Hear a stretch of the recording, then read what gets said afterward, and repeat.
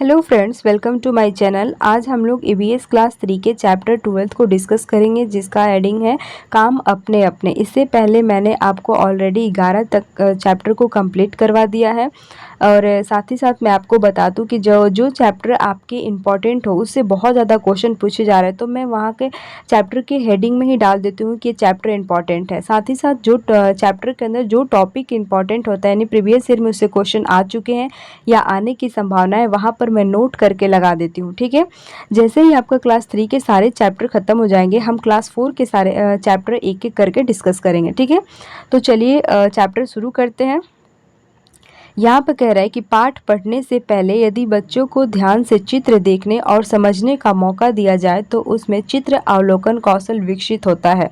देखिए, यहाँ पर बात कर रहा है चित्र अवलोकन कौशल की, तो मैं आपको आपके हिसाब से बता दूँ तो कि जैसे कि आप लोगों ने भी अनुभव किया है कि बहुत सारे बुक ऐसे होते हैं जिसमें कोई चित्र नहीं होता है, वो ब्लैक एंड वाइट बुक होता है। ठीक है, तो वो बुक पढ़ने में उतना इंटरेस्टिंग नहीं लगता है जितना आपको वैसे बुक पढ़ने में इंटरेस्टिंग लगता है जिसमें अनेक प्रकार की फिगर दी रही है। तो ये आप अपने अनुभव से अपने उम्र में भी ऐसा देख सकते हैं। तो वो छोटे बच्चे हैं, तो छोटे बच्चों को बुक कैसी होनी चाहिए? रंगीन होना चाहिए, जिसमें वो चित्रों को आसानी से देखकर किसी चीज़ को समझ सकते हैं।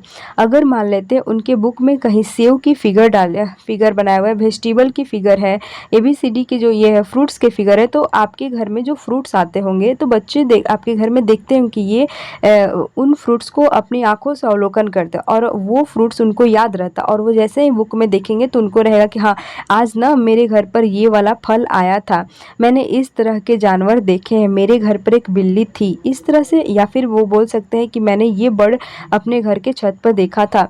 यानी कि चित्र, अगर जितना वो अपने चित्र के माध्यम से जो अपनी पर्सनल लाइफ में देखते हैं जो चीज़ें, वो अगर बुक में उनको देखने को मिल जाए तो वो और ज़्यादा खुश हो जाते हैं। ठीक है, तो यहाँ पर समझ में आया। अगला बात कह रहा है कि बातचीत के दौरान यह संदेश मिलना आवश्यक है कि सभी काम महत्वपूर्ण है, कोई भी काम बड़ा या छोटा नहीं होता है। ठीक है, तो हमें बच्चों को बताना होगा कि कोई भी काम बड़ा या छोटा नहीं होता, हमें बस वो कार्य करते रहना चाहिए।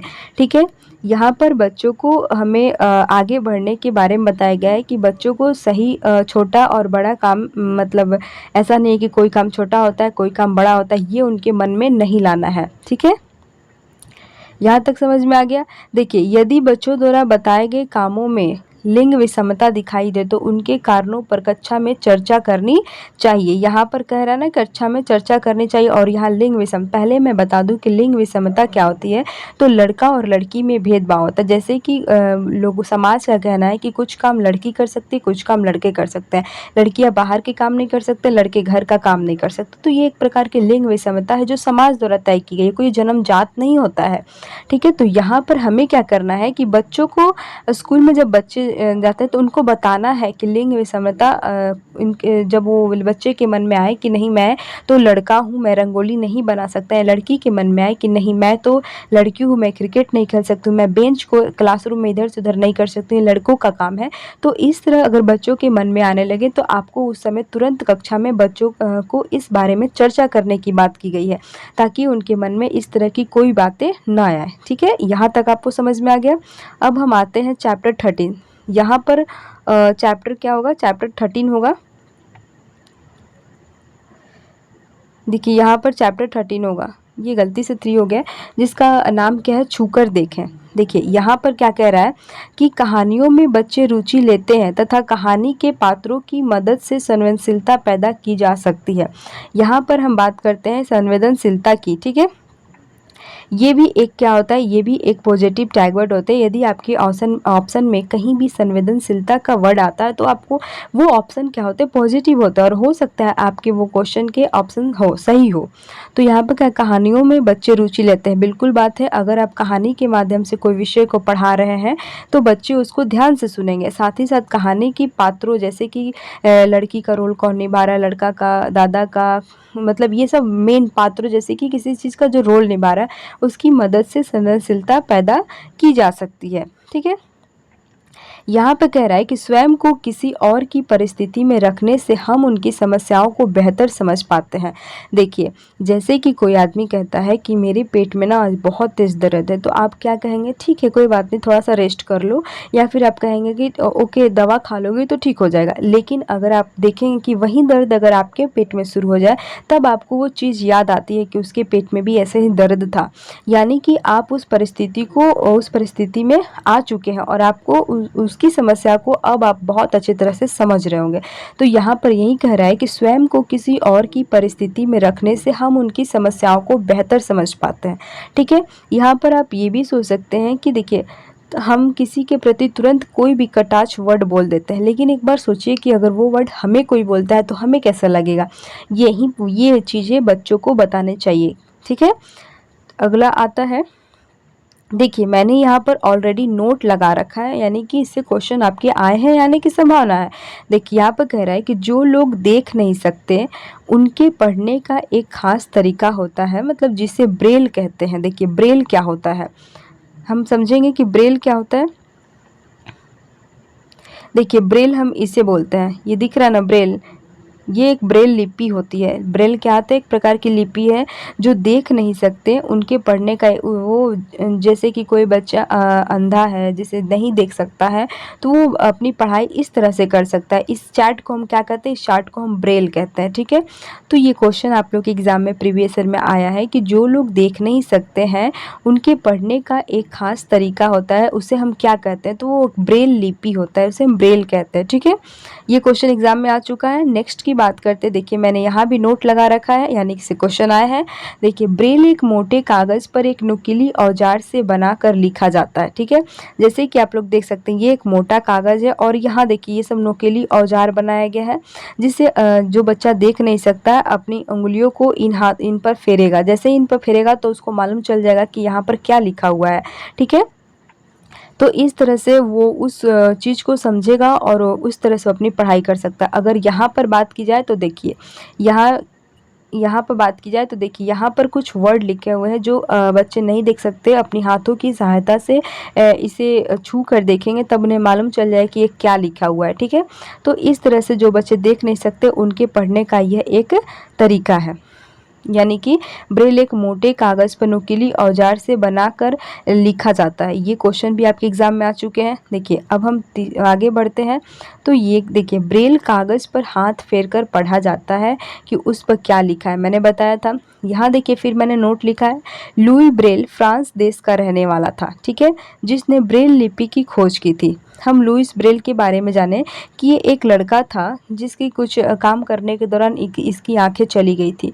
फिर भी लेकिन इन्होंने अपनी पढ़ाई के प्रति अपनी रुचि रखी और उन्होंने एक ऐसा आविष्कार किया कि जो बच्चे नहीं देख सकते हैं वो भी पढ़ सकेंगे। ठीक है? जो नहीं देख सकते वो भी पढ़ेंगे। ठीक? तो उन्होंने क्या किया, एक ब्रेल लिपि की खोज की, ब्रेल लिपि की खोज की। और ये कौन थे? तो लुईस ब्रेल थे। और कहाँ के रहने वाले थे? तो ये फ्रांस के रहने वाले थे। ठीक है? देखिए ये बच्चे क्या करते हैं कि इस पर अपने हाथ चलाते हैं, जैसे कि मान लेते हैं यहाँ से चलाना शुरू करते हैं तो इनको मालूम चलता है कि क्या लिखा हुआ है। इस तरह से वो अपनी पढ़ाई आगे कर सकते हैं। तो ये कहाँ की, इसका लुईस ब्रेल लिपि का आविष्कार किसने किया था? लुईस ब्रेल ने, जो कहाँ का रहने वाला था? जो फ्रांस का रहने वाला था। यहाँ तक समझ में आ गया? अब हम आगे चलते हैं। देखिए मैंने यहाँ भी नोट लगा रखा है, यानी कि क्वेश्चन आया हुआ है। देखिए इस लिपि में मोटे कागज पर उभरे हुए बिंदु होते हैं। उभरे होने के कारण इन्हें छूकर पढ़ा जा सकता है। ये बार बार ये भी क्वेश्चन आता है कि ये जो ब्रेल लिपि लिखा है वो उसका कागज़ कैसा होता है? तो उसका कागज़ मोटा होता है। ये हमेशा याद रखिएगा, ये मोटा कागज़ पर होता है। और ये बिंदु कैसे होते हैं? तो उभरे हुए होते हैं। आपको देखने में लगेगा कि ये सब भी क्वेश्चन आते हैं। हाँ, ये क्वेश्चन प्रीवियस ईयर में पूछे गए हैं। ठीक है? जब मैं प्रीवियस ईयर के क्वेश्चन लाऊंगी तब आपको समझ में आएगा कि इससे भी क्वेश्चन आए हैं। देखिए इसके बाद कह रहा है कि क्वेश्चन यहाँ भी बार बार पूछा गया है कि जो ब्रेल लिपि में वर्ड यूज के जो आता है ब्रेल लिपि में, वो कितने बिंदुओं पर आधारित होता है? तो हमेशा याद रखिए कि 6 बिंदुओं पर आधारित होता है। जैसे कि देखिए यहाँ पर लिखा हुआ है, आई लिखना होगा तो ऐसे लिखेगा, एच लिखना हो तो इस तरह से लिखेगा, एफ लिखना हो तो ऐसे लिखेगा। लेकिन ध्यान से देखिए सारे में 6 बिंदु है, 2 2 4 2 6। यहाँ देखिए 2 2 4 2 6, यानी कि ब्रेल लिपि कितने बिंदुओं पर आधारित होता है? तो ये 6 बिंदुओं पर आधारित होता है। ये इंपॉर्टेंट है, आप लोग इसे याद रखिएगा। ठीक है? अगला देखते हैं।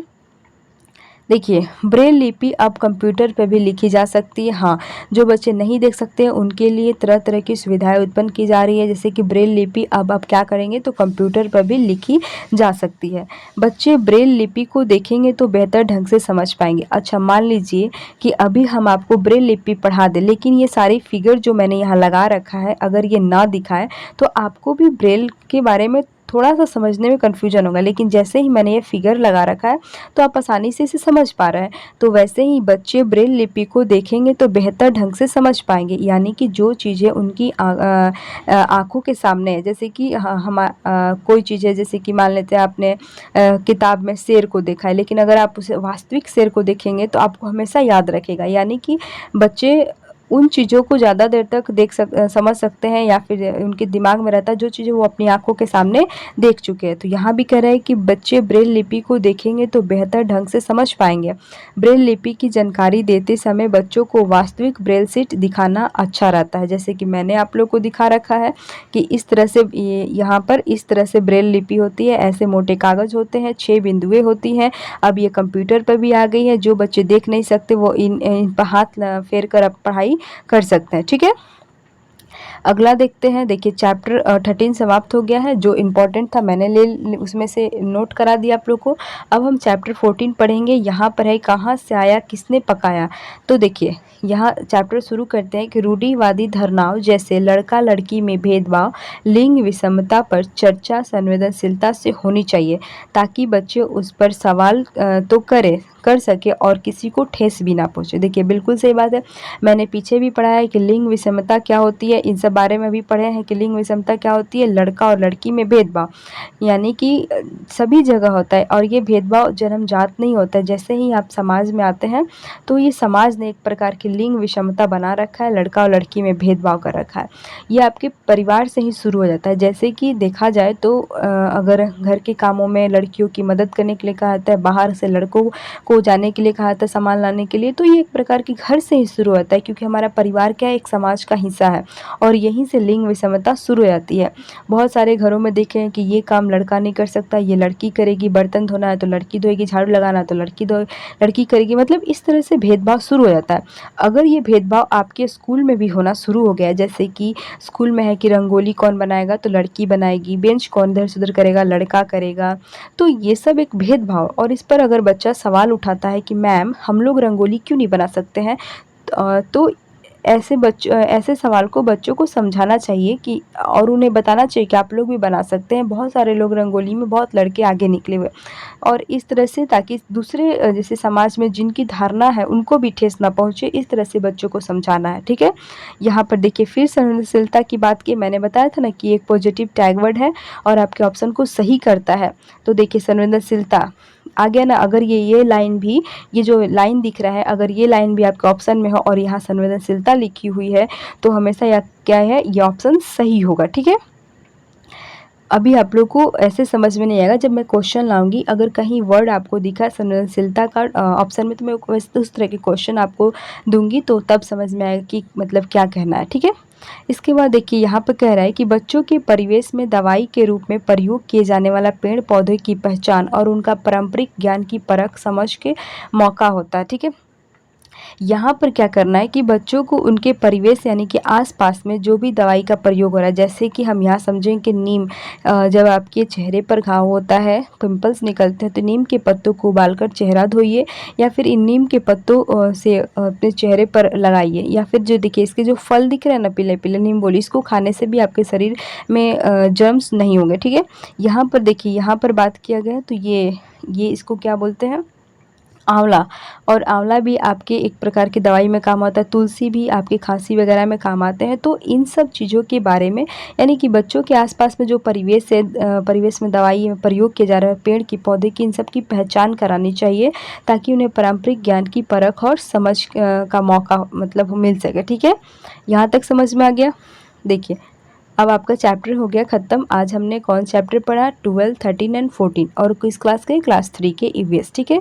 और नेक्स्ट चैप्टर आपके नेक्स्ट वीडियो में आएगा। वीडियो पसंद आया तभी वीडियो को लाइक करिएगा, चैनल को सब्सक्राइब करिएगा, और आगे का चैप्टर नेक्स्ट वीडियो में लाएंगे। Thank you so much.